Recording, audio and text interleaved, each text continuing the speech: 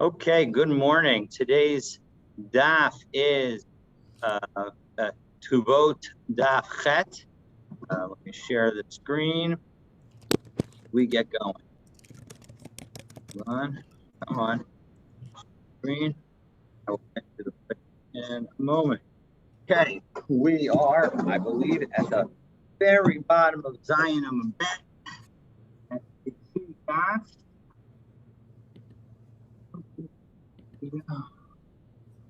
We are at Tanurabanan, right here at the top. You have the okay. We are on in there. Here, let me give you this one. Okay.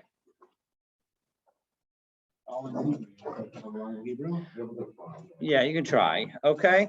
So yesterday we began discussing the mitzvah of Sheva Brachos for a newly married couple. When a couple gets married, we have seven brachot that we say, and we noted that Sheva Brachos are said for 7 days if the marriage is a first for the bride or the groom.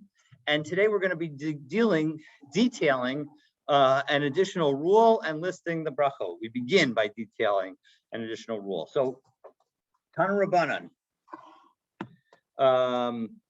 Mevarchin Birkas Chasanim Basara Kol Shiva. We said that you make the blessings for grooms, namely the Sheva Brachos. We say them Kol Shiva all 7 days. Amar Rav Yehuda V'Hushabo Panim Chadashos. But that's only if we have somebody new at the meal. Then we have an additional celebration. Now Rashi has here something interesting where it says 1, 2, 3, 4, 5, 6, 7 lines up. B'chol yom shelo hayu sham etmol. That every day you need to have somebody who wasn't there yesterday. So you could have the same group of people on days 1, 3, 5, and 7, and the same group on days 2, 4, and 6, and that would be considered panim chadashos. Most people disagree. Most people say that it needs to be all of the days, but Tosfos adds a really cool fact, and then that is expanded on by the Aruch HaShulchan, that Tosfos adds the fact that even Shabbos can constitute the new person. Yeah, isn't that interesting? That's a good question, and that goes to the bottom line of why is it that you need somebody new. And so the general understanding, and the Aruch HaShulchan understands based on this, that the goal is to bring additional joy to the groom and bride, bride and groom. And so if a new person brings additional joy to the bride and groom, well, then that will be sufficient. So there are interesting questions of whether a woman can constitute a panim chadashos, whether a child can constitute, somebody Yekatan can constitute a panim chadashos. While we may want to be strict, it would seem like, based on the understanding of the Aruch HaShulchan, that we could be lenient, because the Aruch HaShulchan says that even a nice Dvar Torah can actually constitute panim chadashos. So the bottom line is that that's the general rule, that we try to have somebody new, and we can even use other things. Again, we generally, person was not present for any of the prior Sheva Brachos meals, but in cases of urgency, you should definitely talk to your local Orthodox rabbi. We're not talking about a mitzvah here, are we? I mean, or it's not like you're saying a bracha. Well, I mean, you are, but I mean, saying a bracha. You are, but absolutely, this is definitely a mitzvah. It is part of the mitzvah. If you don't have a Sheva Brachos, you're violating Oh, that's a good question. Excellent question. That's right. So it's not. So that's the question is whether it's a mitzvah chiyuvi, right? Whether it's an obligatory mitzvah that if you don't do, you're doing something wrong, or is it just that if you're in this situation, then you're supposed to do it? There's no mitzvah to go to the bathroom, but if you go to the bathroom, so then you say Asher Yotzer. So the question is sort of like, what's the nature of the blessings that we're saying? And that, not surprisingly, there's a debate about it. I think that we generally paskin that the more lenient view, that it's not an obligatory affirmative requirement mitzvah, but rather, again, it's all part of the simcha of a chassan and kala. And so if a chassan and kala say, you know what, we don't want to have Sheva Brachos every night, well, then you don't need to have Sheva Brachos every night. But if the Sheva Brachos would bring them joy, then ideally there should be Sheva Brachos every night. Which meal is it said with? It's said with any meal, and it could be any meal, could be even breakfast. Absolutely. If you wash and make hamotzi, you have a French toast. That sounds amazing, actually. A French toast, a Sheva Brachos. Absolutely. I think we could do that. Let's see if we can get the next person who gets married. Maybe we can do that. All right. Anyway, so now we're going to go through the text of the Sheva Brachot. So let's go through them. So we're going to go through all of them. So Amar of Yehuda. Baruch atah Hashem Elokeinu melech haolam, Shakol, and now we turn to Shakol is at the top of Chet Amud Aleph. Shakol bara lichvodo, that who has created everything for God's glory. All right, and then the second bracha is Yotzer Ha'adam. Again, Baruch atah Hashem Elokeinu melech haolam, Yotzer Ha'adam, who fashions man, who created man. So the third bracha, v'asher yatzar es ha'adam b'tzalmo b'tzelem demus tavniso v'hiskin lo mimenu binyana de'ad baruch atah Hashem yotzer ha'adam. That again we have this bracha about creation that fashioned mankind in the likeness of God, and prepared him to for himself a building for eternity. And blessed is Hashem who fashions man. Next is the fourth blessing. Sos tasis v'sagel ha'akara b'kibut vanel esocha b'simcha. Baruch atah Hashem mesamech tzion b'vaneha.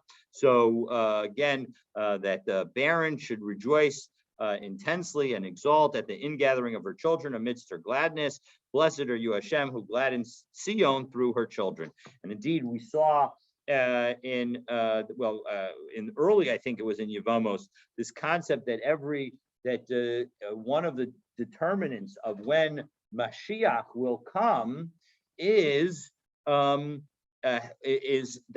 all the births that are recorded in Sefer Yetzirah, some kind of Sefer that was given to Adam Harishon, with all the generations of every generation, that once all those souls are finished and used up and enabled to exist, so then Mashiach will come. So as a result, every birth and every marriage is viewed as a stepping stone towards Mashiach.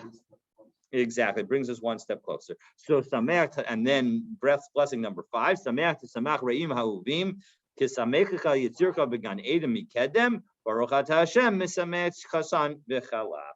That we're going to intensely gladden the beloved companions as you gladden your creatures in the Garden of Eden, and then blessed are you, Hashem, who gladdens the groom and bride.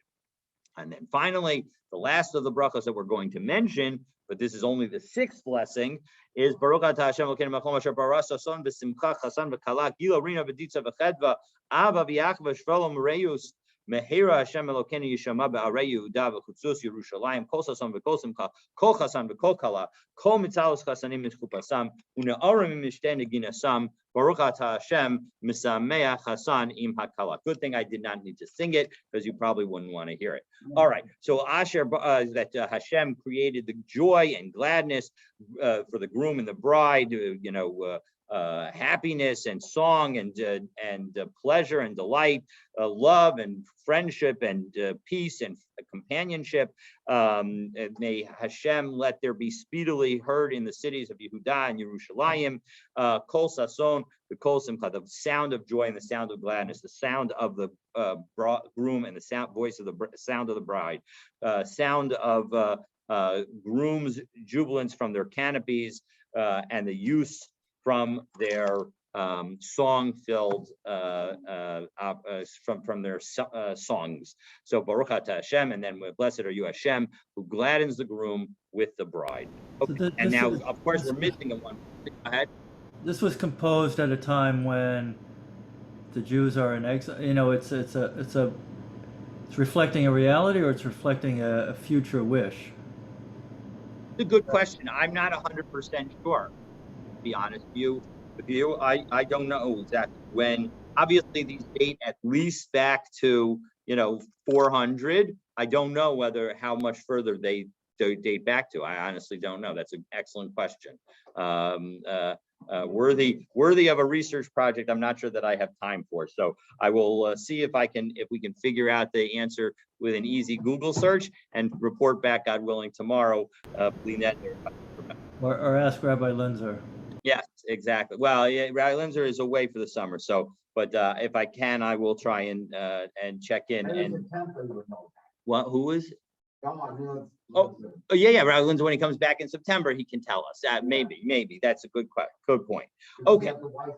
Yeah, exactly, because YCT will be back in session then. Absolutely. Okay, so these are the blessings. And of course, one is missing. That is the Borei Pri Hagafen. Borei Pri Hagafen is the first blessing under the chuppah. It's the last blessing of Birkat Hamazon, and it completes the Sheva of the Sheva Brachot. That's why it's called Sheva Brachot, because there are 7 blessings.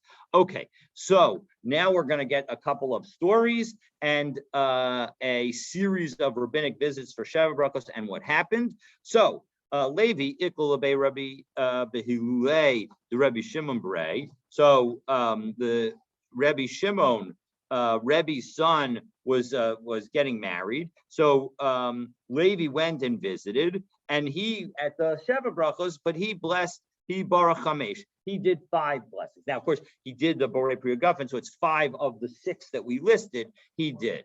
So what the question is, whereas Rav Asi Ikul Labe Rav Ashi Behilule Damar Brei, whereas Rav Asi visited the son, went for the wedding of the son of Rav Ashi, his son Mar. So, and he blessed Baruch Shish, he blessed 6 blessings. So what's the dispute about that they had, that one said 5 and one said 6? Now, I will note that this implies, in connection with Hanan, your question didn't occur to me until after I read it, of course, that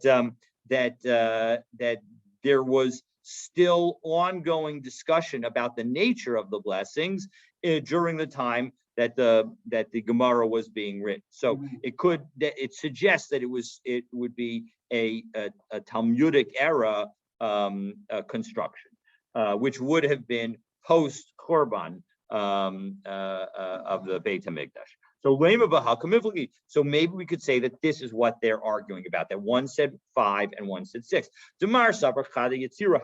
One said, now 2 of the blessings number 2 and number 3, just to go over them, blessing number 2 was Yotzer Ha'adam, and blessing number 3 ends Baruch Atah Hashem Yotzer Ha'adam. There are 2 blessings that essentially talk about the creation of mankind.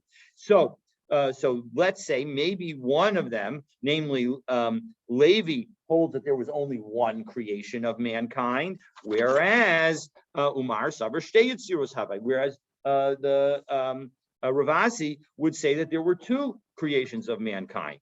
What were those creations? Creation of man and woman. So that would be 2. So the Gemara says, no, that is not necessarily the case. Lo. Really, there was only one creation. There was only one moment of creation. However, Marsavar Basar de Machshava Ezlinan.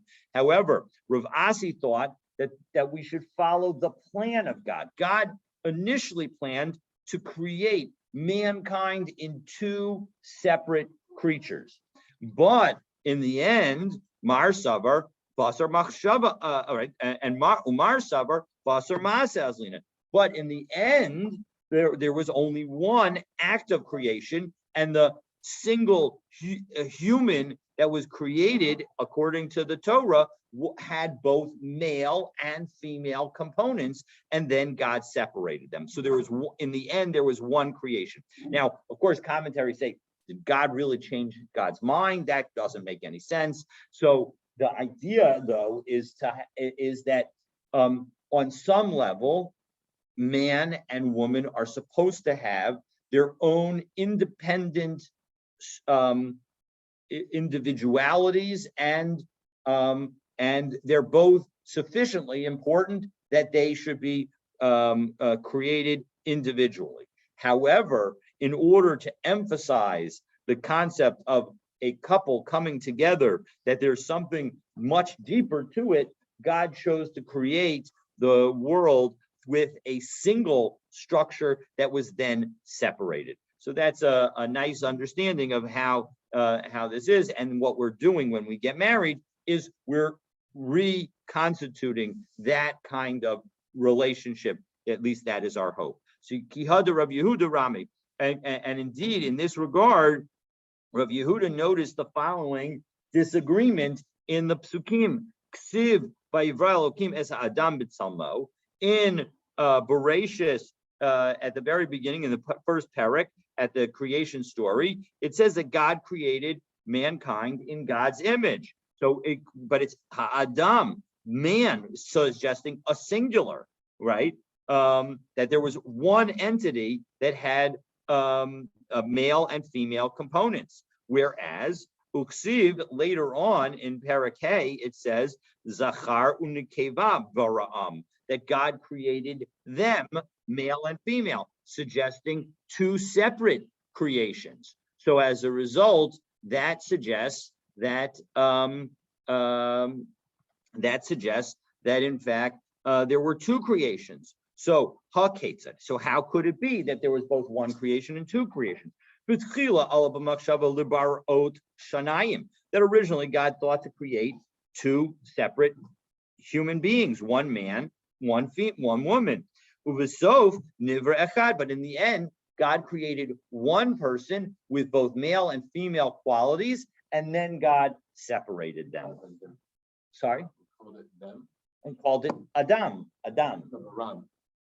No, Bara'am was the reference to man and woman would have been created. That it sounds like God created man and woman separately. Bara'am created them, but it also says created Adam b'Salmo, in God's image. So how do those two things work together? Isn't there two creation stories, like Genesis 1 and Genesis 2? There are two creation stories, although the second custom is not from the second creation story, it's from a little bit later. I know, but I mean, like, there yes, are... Yes, but there are two creation stories. So the question is you say that you can say that one is, well, I think that is part of the Hava Amina of the question, that do the two creation stories constitute two separate creations? So I think that's part of what's going on. Okay, so that was the story of a second of the sort of the first two visits and what we were able to learn about it. So now we get to a third visit. Rav Ashi iklu be Rav Kahana. Rav Ashi visited Rav Kahana. Yom Kama Barech Kulu. On the first day of Sheva Brachos, he said all seven of them. Mikan ve'elach i'ika panim chadashos Barech Kulu. If there were all of them, he said all of them.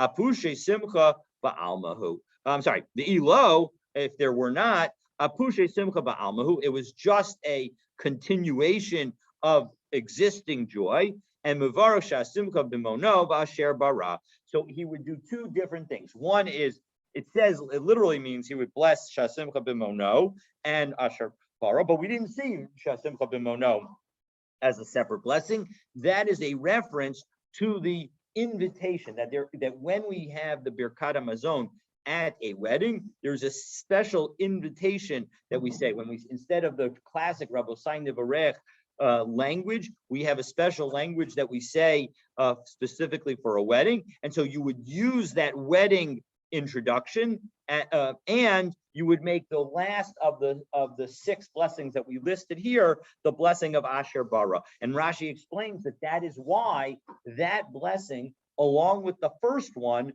begins with the Baruch Atah Hashem language. That the idea is that the first blessing, once you have a first blessing of a Baruch Atah Hashem language, so then all the things that follow don't need to begin with that. So just like, for example, in Shachris, when we open, we say Yotzer Or, and we say Baruch Atah Hashem Yotzer Or, Vorei Choshech, etc. But then in the blessing of Ahava Rabbah, we don't begin with the Baruch, because the blessing at the end of Baruch Atah Hashem Yotzer HaMe'oros, that blessing constitutes as if it were the opening of the blessing that follows. So you don't, so why would you need at the last of the Sheva Brachos to begin again with Baruch Atah Hashem? You don't really need that, but because when you don't have Panim Chadashos, we can say this blessing, even though we don't have all of the Sheva Brachos, we want to begin it with Baruch Atah Hashem. So that's the explanation. So he would say, he would do those two things. So, okay, go ahead. You need a minion for this? Yeah, that's a question. I think, I think that not completely, not surprisingly, there's a machlokas, but I believe that the general idea is that yes, you would need a minion, and indeed we do. We generally say that you need a minion for Sheva Brachos, and so I would think that you would need a minion for this as well. So at the wedding, you have that to have, would be 10 men. and if you don't have Exactly. 10 men, you can't get married? Oh, no. That's not to say. Again, Rabbi Linzer has a sock that you can get married with even with 10. This is just about saying the Sheva Brachos. Okay. Okay. And this is about saying the brachos during the week of Sheva Brachos, not at the wedding. At the wedding, you would say, I think, under his understanding, you would say the brachos of Sheva Brachos even if you didn't have a minion. Okay, so now the question is what happens after the week of Sheva Brachos? Do you stew anything that contains a remnant of Sheva Brachos? So Meshiva v'ad Shloshim, from day 7 until day 30. So Bein Amar Lahu Machmas Hilula, whether you tell the people who you're inviting to your home to celebrate your wedding that it's for the wedding, or Ubain Lo Amar Lahu Machmas Hilula, or if you say that that you didn't say anything about the fact that it's for the party of the celebrating the wedding, you should open the blessing that if you're going to bench with a minyan, that you should say Shasimcha b'mono, you should use that language. Mikan ve'elach, from that point on, what about after 30 days? If you tell everybody that it's a part of the celebration of your wedding, well then mivarech Shasimcha b'mono, then you should continue to use that language of invitation for the Birkat Hamazon of Shasimcha b'mono. Ve'ilo, but if not, well then lo. If you don't tell people, then it's not. So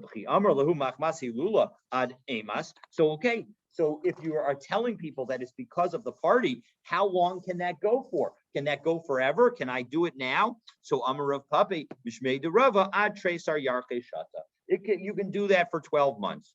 So Ikara Emas. So when we're doing this Simcha B'mono, that we're trying to celebrate the wedding, how much before the wedding are you allowed to do it?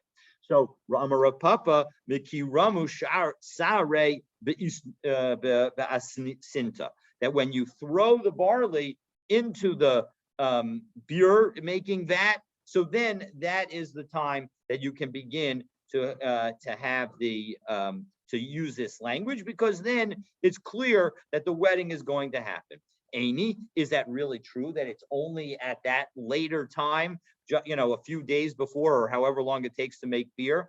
Rav Papa Yasak la'abamar Bray, that when Rav Papa was arranging his son for a wedding for his son Abamar, Uvarach Mishas Erisin, he began to use this blessing at the time of the Erisin, a year ahead of time, well before the time that they began making beer. So Shiny Rav Papa Dahavit Triachlai, he was wealthy, and so everything was going to be ready, meaning that there wasn't a question about whether or not this marriage was going to happen. Well, now that we talked about a situation like that, Ravina, Iasik Leilabray, Bay Rav Chaviva. Ravina set up a marriage for his son with somebody from the house of Rav Chaviva, but Uvarach Mishas Erisin, and he began to use this invitation from the time of Erisin, Amar, because he said, Kimli begavayu delo hadrivahu. I'm sure that they're going to go through with it and they're not going to back out. But Velois Tayeya Milsa hadrivahu. But it was not in fact true, and they actually did back out. So as a result, my takeaway from this is that we do not generally have the practice of doing this before the wedding. Why does it matter that he was wealthy? Because you know that he's going to have the food, that there's going to be the party. Part of this was. This is more about making sure that the. I think that's exactly right. That Rav Papa felt that all that mattered was finances. And along those lines, I think Ravina was feeling the same way, or maybe he was even feeling that all that I need to know is that my son is marrying into the family of another rabbi. Everything is going to be wonderful. I can just trust that this financial situation is going to work its way out. But that's not in fact the case, and that's the way I take it. Is that just because you think you have the finances, or you think that the marriage is going to be an amazing marriage, and that you don't, maybe you shouldn't do it. This is like a warning to me that against that. I've never seen it happen. After the 7 days, I have not seen it, but I am aware of it. I have not seen it, but I am aware of it. I've heard of it. Yes, absolutely. Okay, so Rav Tachlifa Bar Marava, so Rav Tachlifa from Eretz Yisrael, Ikla Bavel, he came and visited Bavel. Baruch Shis Arichasa, he took the 6 blessings and made all of them a little longer. Meaning that all of the blessings would start with the Baruch Atah Hashem, or at least start with an early paragraph, and then end with the Baruch Atah Hashem. So the first blessing, I think the first 2 blessings, right? The first blessing was Baruch Atah Hashem Elokeinu Melech Haolam Shakol Bara Lefodo and V'Yotzer Ha'Adam. Those blessings are just the end blessing. So he would introduce them with a paragraph and make them into a full blessing. So, but V'leis Hilchasa Kavase. But the halacha is not like him. That is not, in fact, what one should do.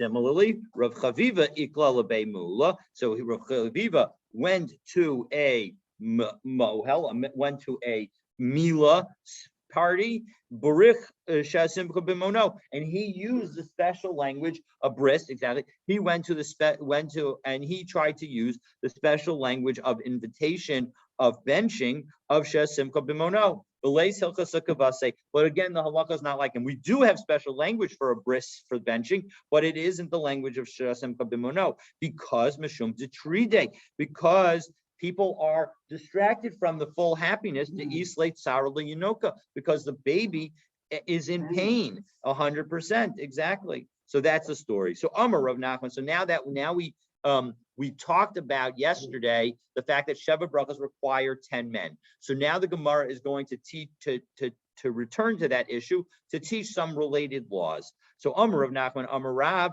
Chasana Min Minyan. That not only do you need 10, but the Chasan himself can be from among the 10. However, but when it comes to an Avel who needs a minion, and we'll talk about what that means in a moment, there the Avel is not counted as part of the minion. So Meisvei, 1 second, Chasan ve'avelim mina minion. 1 second, we have a brisa that specifically says that they are from the minion. So the first statement was by Rav. So Masnisa Karamis Alev the Rav, you're trying to bring a brisa that challenges Rav. Rav Tana Upalik. Rav was of the age that he was allowed to argue with the Tanaim. He was sort of like the in-between stage between the Tanaim and the Amoraim. And so as a result, he's viewed as somebody who can argue. Itmar, Amar Rabbi Yitzchak, Amar Rabbi Yochanan, Chasanim. So now we have a statement in the name of Rabbi Yochanan, who lived at roughly the same time as Rav. Chasanim in a minion, that Chasanim, again, are from the minion. They can be counted for the quorum, but they ain't available in a minion. So now we, of course, ask the same brisa. You can ask it on Rav, and you can ask it on Rabbi Yochanan. So we ask Meisvei, Chasanim ve'avelim in a minion. We have this brisa that says that that avelim also count for the minion. And so now we turn to Chesam Bet. So Ki Tanya Hahi. So when was that? So of course, Tosfos asked the question. Well, why don't we just say either that he holds like Rav, or that he also was at the same time and can what? And can argue on a Mishnah. So Tosfos explains two things. One is that Rav thought that he himself was considered a Tana and he could argue on a Mishnah. Rabbi Yochanan did not think that way. Okay, and so as a result, not only did Rabbi Yochanan not think that way about himself, but he didn't think that way about Rav either. So as a result, that's why you couldn't say that he was thinking like Rav, because that wouldn't help him, because he doesn't believe that Rav can argue. So we have the same question on Rabbi Yochanan. Aren't they arguing all the time? I mean, Rav and Rabbi Yochanan? No, that's the point. Every Amora has to either be consistent with the viewpoint expressed by a Tana, or has to show that every Tana that he is consistent with any particular Tana. So either the ideal is for every Amora to show that every Tana can agree with him. That's the ideal. But in the cases where he can't do that, he has to show that at least one Tana agrees with him. So often the arguments that we have in the Gemara. No, he has to agree that often the arguments are in the Gemara are of the nature of the Tanaim said XYZ, but then the Amoraim argue about the applicability of XYZ. Is it only in this case? Is it in that case? And so obviously that's not something that the Tanaim argued about, because we only know that they said XYZ. We didn't know how they applied it. So that's not considered arguing. If they that's said not considered arguing, limiting the case to a very small circumstance or something. That's correct. That's not considered arguing, because you can say that that explanation is they were talking about the small circumstance and they weren't talking about the broad circumstance. That's exactly right. And that is much of the structure of the Gemara, is trying to apply the broad principles that we have in the Mishnah to specific cases, and then showing how each of the Amoraim who have different opinions can still be consistent with all the different opinions. Ideally, again, all the different opinions in the Mishnah, but at least should be consistent with one of them. So that's the story. So now the Gemara is going to answer, how is it that Rabbi Yochanan said that an aval that does not count towards the minyan, but there's a brisa that says that it does. So that when we were talking about that it does count, so that is in connection with Birkat Hamazon, that when it comes to a zimun and having 3 people there to start a zimun, or 10 people there for a minyan, that would be sufficient for Birkat Hamazon. Then the mourner can count. Kikama Rabbi Yochanan, but when Rabbi Yochanan was saying that it is not counted, Beshura, he was talking about in the rows. Now, what do we mean by Beshura? Beshura is that at the end of a funeral, all the people who are at the burial, I should say, at the end of the burial, all the people who are there get into 2 rows. In the older days, they would get into just 1 row, but they would get into the 2 rows, and the Avelim walk between them, and effectively the entire community expresses their condolences and says Hamakom Yonachem Estem B'Sok Shar V'Leitzion Yerushalayim as they walk through. Exactly. At least that's the Ashkenazic practice. And so, in that context of the fact that we want to have the community there, so we want to have a minyan. And there, of course, it makes a lot of sense that we aren't going to count the mourner in that minyan, because the mourner is walking between, and the goal is to have the community there. So that's why. So that's the distinction that the Gemara makes. But the problem is the Elahada Amar Rabbi Yitzchak Amar Rabbi Yochanan.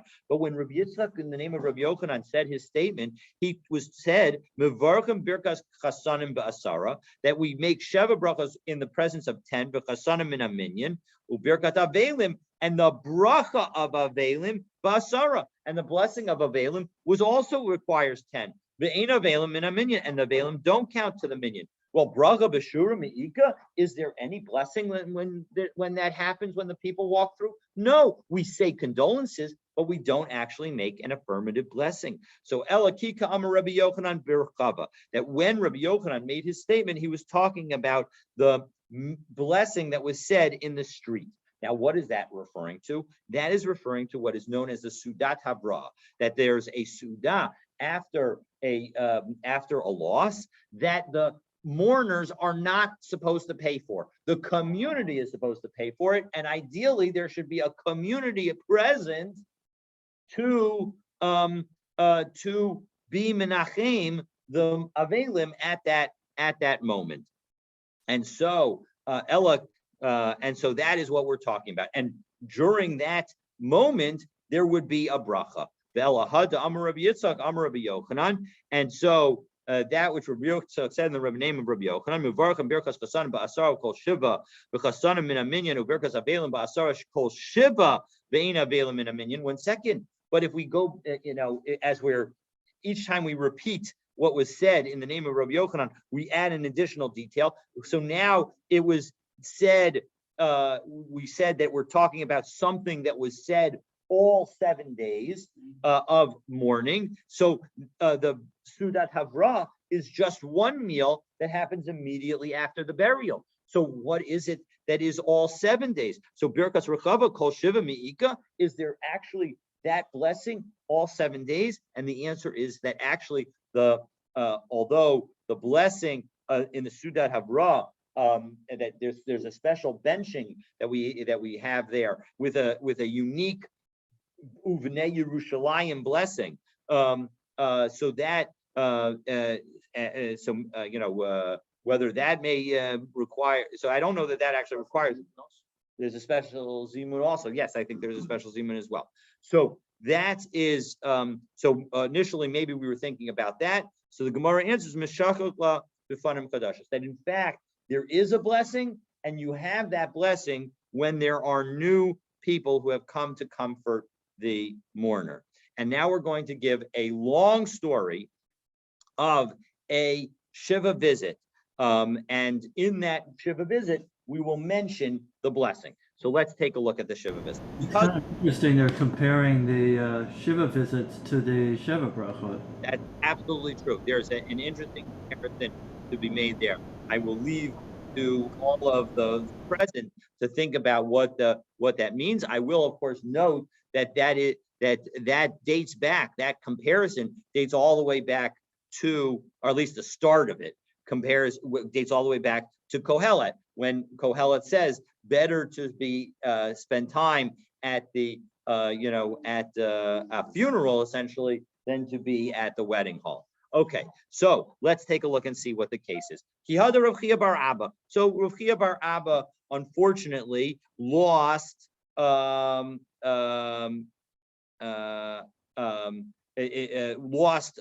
of his children, lost his son, exactly. So Makre B'nai Deresh Lakish Hava, and he was the teacher of Reish Lakish's sons. V'amri lamasne Rei Deresh Lakish Hava, and some people say that he was the Mishnah teacher of, whether he was did he teach Chumash, did he teach Mishnah to Reish Lakish's sons. Shachav leYanuka, and one of his children died. Yoma Kama Lo Azul Gabe. The first day, Reish Lakish didn't go to him. Lamachar Divrei Lihuda Bar Nachmani Miturgamane. So the next day, Reish Lakish took Yehuda Bar Nachmani, the person who would be the explicator. He would, Reish Lakish would say a few words, and Rabbi Yehuda Bar Nachmani would explain what he was saying. So Amar Le, Reish Lakish said, Kum Ema Milsa Kol Kavel Yanuka. Say something, regarding the tragedy of the loss of this child. So Pasach va'amar. So the spokesperson got up and said, "Vayar Hashem b'yinatz mikas banav uvnosav," that Hashem saw and was provoked by anger, of God's sons and daughters.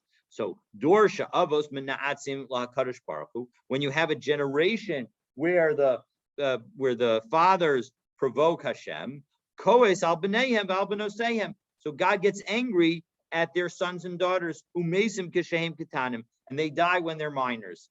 The Ika de Amri, Bachor Hava, and there are some people who say that it was not a child, but a young man. And this is what the spokesperson said. Al Kain al Bechurav lo yisamach ad Hashem es yisomav be'es almanusav lo yirachem kichulo chanef umeira b'chol ped dover nivala b'chol zos lo shav apo v'od yadon netuya. So this is from Yeshaya, that therefore Hashem is not going to rejoice over their young men.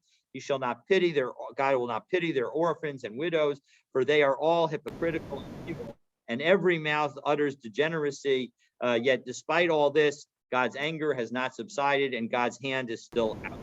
This was supposed to be comforting or something? Yes, they're gonna ask that question 100%. So the spokesperson explains, my v'od yadonatuya. What does it mean that God's hand is still outstretched? So Amar Rav Chanan Barav Kakol Yodim Kala Laman Nichnasa Lachupa. Everyone knows why a bride gets married. Umotzi Dvar Ella, right? Ella Kol Hamanabel Piv.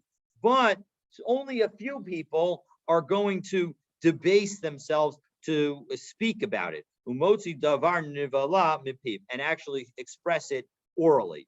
Afilu nachtam lo gzar dino shel shivim shana l'tova. And if people do that, if people speak in that improper manner, well, then even if God had decreed 70 good years, those years will turn to bad. So asal nachume. 1 second, the Gemara pauses to say, was this some kind of comfort? So Uri kamatzaralai, this was going to get him upset. No. So Hachi Kamar, this is what the spokesperson was telling him. Chashiv atli as pusei adara, that who gets punished. It's not about the parent. It doesn't mean that the parent is somebody who is bad, and the child is being punished as a result. No, it is that when parents of a generation are bad, when adults of a generation are bad, well, then the righteous will have their children be punished. And you, Chia Bar Abba, are sufficiently important and righteous that you are having your children. I'm not sure that is That's not better. any better. I'm not sure that that's any better. But at least it seems like in those days that was accepted and did something for the person. I think they know that's why the bride gets married. Talking about sexual lust or something. Correct. That's why the woman gets married. Well, I think the point is that everybody knows that that's what's going to happen that night. It's not necessarily about her specific desires, but rather it's more just a general sexuality. I mean, you can try and read it the way you're saying, but I don't think that it doesn't have to be read that way. Okay, so now we go back to the story. So Amr Lay, so after having quote unquote comforted the Rav Chia Bar Abba, so Rish Lakish says to him, Kum ema milsa keneged shivcho shel kadosh baruch hu. Say something that blesses God. So pasuk va'amar hakel hagadol b'ro gadlo. That great and almighty in God's vast greatness. Adir v'chazak b'rov no raos. That God's mighty and strong, with the awesome deeds. Mechaya mesim b'ma'amaro. God can resurrect with God's words. Osa gedolos ad ein cheker. God performs great acts that are beyond comprehension. B'niflaot ad ein mispar, and wonders beyond count. Baruch atah Hashem mechayei amesim. That God, blessed is God that resurrects the dead. So Amar Lei, kum ema milsa keneged avelim. Say something for regarding the mourners. So not as something as a nichum, as a method of comforting, but rather as a blessing. So pasach va'amar achenu hamuyugaim hamadukanim, that our brothers, they are troubled and crushed. Ba'evel hazeh tenu lavchem l'chakor es zos. That during this time, pay attention to this. Zosio medes la'ad, that this is always going to be true. Nasiv hu misheshes yimei brachus. It's the way of the world from the beginning of creation, from the 6 days of creation. Rabim shasu, rabim yishtu. Many have drunk from this. Many have experienced mourning, and many will drink from this. that just like the drink of earlier generations is the drink of later generations, meaning we all will experience mourning on some level. We should all have that opportunity, because if you don't experience mourning, it means that you're the next one to pass. So achenu bal nechamos yinachem eschem. And so may the one who comforted those in the past comfort you. Baruch, and the implication is Baruch atah Hashem menachem avelim. That blessed are you, God, who comforts the mourners. And that's the blessing that we said all of this story, and the story is going to now continue, but that entire story is about this blessing, that this is the blessing that according to the time of the Gemara, it would be said in the house of a mourner when there was a minyan, and it would be said all 7 days if there was somebody new present in the So we don't do this. No, I don't believe we do this. One of some communities. It's a nice bracha. It's very interesting. I know. I'm totally with you. I would be interesting to see, but I have never seen it.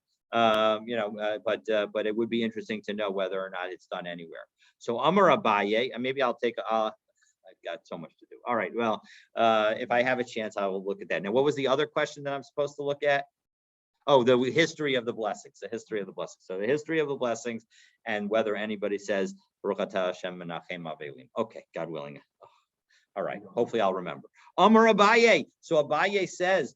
So Abaye is now commenting on this. This is a story was, and then we'll get back to the story. But Abaye said, Rabim shasu lema. All right. It makes sense to say that many in the past have drunk from the sense of mourning, from the cup of mourning. But Rabim yishtu lo lema. But you shouldn't say that many will drink. Mishta rishonim lema. You can say that they drank in earlier generations. Mishta achronim lo nema. But you shouldn't say that they're going to drink in later generations. Amar Rabbi Shimon ben Lakish, because actually now he's citing Reish Lakish himself. V'chein tana mishmei de Rabbi Yossi, and it was also taught in the name of Rabbi Yossi. La'olam al yiftach adam piv l'satan. One should never give an opportunity for the satan. You never say in the context of anybody else that some kind of mourning could or would happen with them. So Amar of Yosef, Mikra, what's the pasuk that shows this? Kistom hayinu la'amora daminu, that it says in Yeshaya, at the beginning of Yeshaya, that we would have been like Sdom. We would have resembled Gomorrah. So Amorah. So the point is that the fact that we're comparing ourselves to Sdom and Amorah. So Maya Haderlight. And what does the Navi say next? Shimu Dvar Hashem Kitzinei Sdom.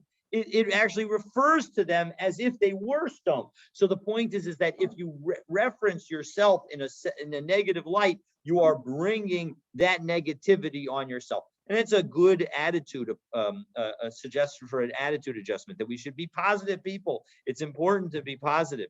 So Amar Lei, now we get back to our story. So Amar Lei, Rish Lakish then said, Kum, Ema Milsa Keneged Menachem Avelim. You said such a nice blessing for the people who are mourning. Say a nice blessing for those who are comforting. So Pasuk va'amar achenu gomle chasadim b'nei gomle chasadim. Those who are comforting are those who bestow kindness, and you're the children of those who bestow kindness. Hamachazikim bevriso shel Avraham Avinu. You're upholding and strengthening the covenant of Abraham. Shenemar ki dativ leman asher yitzaveh es banav. Because Hashem says, I have loved him because he commands his children.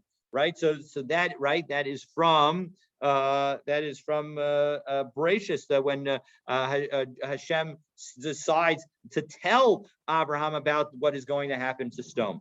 Achinu bal hagemul yishalem lachem gemulchem. And so just as you are being kind, so too God should pay forward that kindness. Baruch atah Hashem mishalem hagemul. That God pays the reward. So Amar Lei, Rish Lakish then said, Kum ema milsa keneged kol Yisrael. Say something for all of Israel. So Psak va'amar Ribon ha'olamim, God of the universe, Master of the universe. Pidei v'atzel maleit hosha amacha Yisrael. Spare the nation of Israel. Min hadever, min hacherev, umin habiza, from all types of plagues and sword and plunder, umin hashidafon, umin hayarakon, from wind, from bad winds, and from disease of trees that cause things to become yellow, for all types of misfortunes that come to the world. Before we even call God, you should answer. Baruch atah otzer hamagifa, and may that actually blessing, of course, we're in a magifa at the moment, may that blessing come true speedily in our days. So finally, we'll say Ula taught the following about wine in the house of a mourner, and actually two more things we're going to see, but they're really connected. So Ula said that there was wine in the house of a mourner. So and some people say it was taught in a brisa. That what was it taught? That there was an idea that in the house of mourning there would be 10 cups of wine that would be drunk. 3 would be drunk by the mourner before eating. Because he's so sad.